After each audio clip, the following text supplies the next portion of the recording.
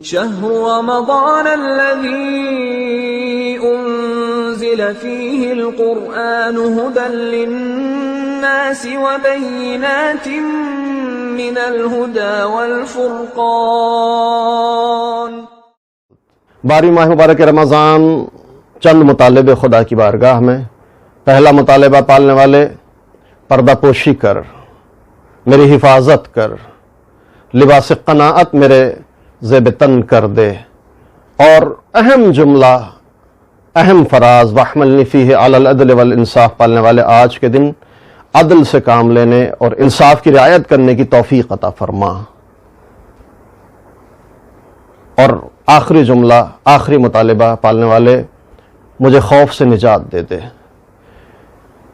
ستر، پردہ پوشی بہترین نعمت ہے، قناعت اللہ کی طرف سے بہترین دی ہوئی دولت ہے، لیکن سب سے اہم جملہ، چونکہ سارے جملوں کا شاید وضاحت نہ کی جا سکے، سب سے اہم جملہ آج کی دعا میں خدا سے عدالت کا مطالبہ، خدا سے عدل اور انصاف کا مطالبہ ہے۔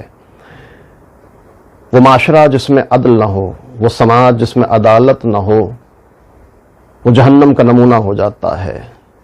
لیکن عدل کے بڑے فضائل بیان کیے گئے ہیں عدالت کے۔ روایت میں عدل و ساعۃ افضل من عبادت السنہ، تھوڑی دیر عدالت سے کام لینا سال بھر کی عبادت سے بہتر۔ لیکن عدالت کہتے کسے ہیں؟ عدالت کے معنی کیا ہیں؟ دو تعریفیں علماء نے بیان کی ہیں عدالت کی۔ وضع کل شیء علی محلہ، ہر چیز کو اس کے صحیح مقام پر رکھنے کا نام ہے عدالت۔ دوسری تعریف میں علماء بیان کرتے ہیں اعطاء ذی حق حقہ، ہر صاحب حق کو اس کا حق عطا کرنے کا نام ہے عدالت۔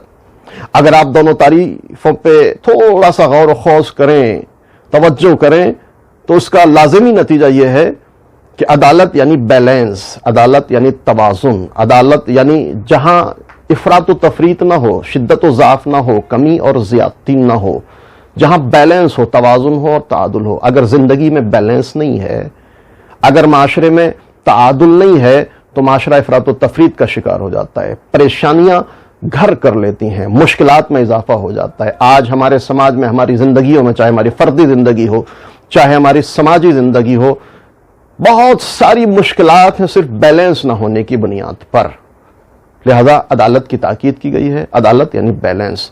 ایک بہترین روایت، خوبصورت روایت چھٹے امام جعفر صادق علیہ السلام ارشاد فرماتے ہیں کہ انسان اگر چاہتا ہے کہ زیور اخلاق سے آراستہ ہو تو اس کے لیے ضروری ہے کہ چار چیزوں کو حاصل کرے: شجاعت، حکمت، عفت اور عدالت۔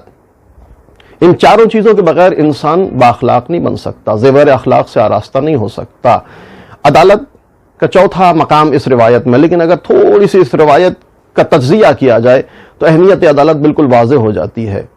شروع کی تینوں چیزیں، شجاعت، حکمت، عفت، اخلاق، اچھے اخلاق کے لیے بہت ضروری ہیں، لیکن یاد رکھیے گا اگر شروع کی ان تینوں چیزوں میں بھی عدالت اور بیلنس نہ ہو تو یہ انسان کو خوش اخلاق نہیں بنا سکتی۔ شجاعت اگر اپنی حدوں سے بڑھ جائے تو اسے قہر و غلبہ کہا جاتا ہے، زور زبردستی، غنڈہ گردی کہا جاتا ہے، دہشت گردی کہا جاتا ہے، اور اگر حدوں سے نیچے آ جائے تو اسے کم ہمتی، بزدلی، جبن کہا جاتا ہے۔ حکمت اگر حدوں سے تجاوز کر جائے تو اسے چالاکی، فراڈ، دھوکہ بازی کہا جاتا ہے۔